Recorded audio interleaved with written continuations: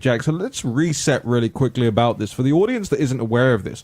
Why this is such a big deal? Because I'm not even the type of guy to follow what I would call local events in this level of detail. But it's not a local event, is it? It is an event that has global ramifications. It most definitely will have global ramifications. I mean, the Yangtze River Valley provides about 25 to 40% of the Chinese food. It also provides 80% of all pharmaceuticals, 80% of all chemicals produced in China are along this valley. And we cannot state how devastating these floods are to China right now.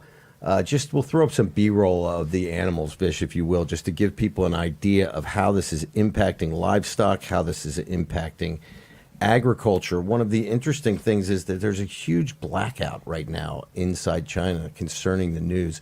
And there's certainly been some various kinds of data that they're pushing out that doesn't seem to make any sense. For example, the flow up by Chongqing, which is well west of the Three Gorges Dam, they have that right now at 66,000 cubic meters per second. So that's the equivalent of enough water to fill the Capitol Dome twice every second.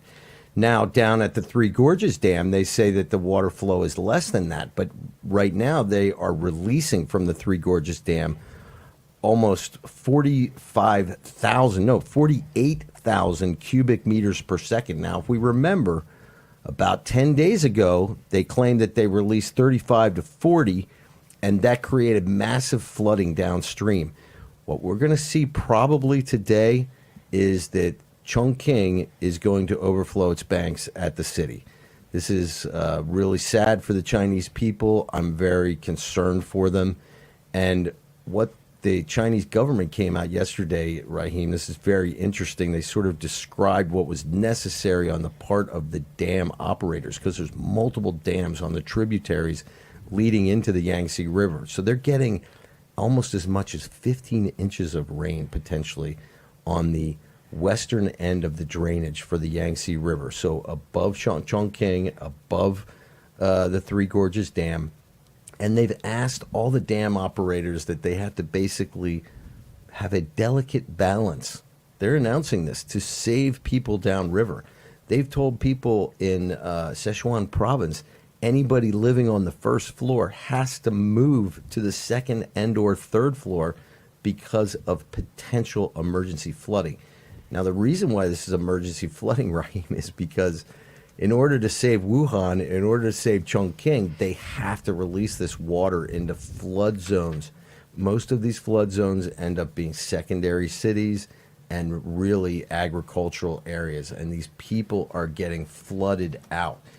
Now, when we talk about the food consequences of this, I think there were some really big tells today that came out in China. For example, China even announced, this is their official government said, that China faces a grain supply gap by 2020 of 130 million tons of grain. This is not inconsequential, people, and now they're claiming that it's all partially because of the fact that rural people are moving to the cities, they don't have enough labor, etc. But what I've always told you, China cannot feed itself.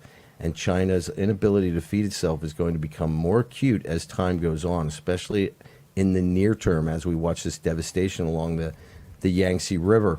So what does this mean for us? I think this means that the Chinese Communist Party is in a very dangerous position.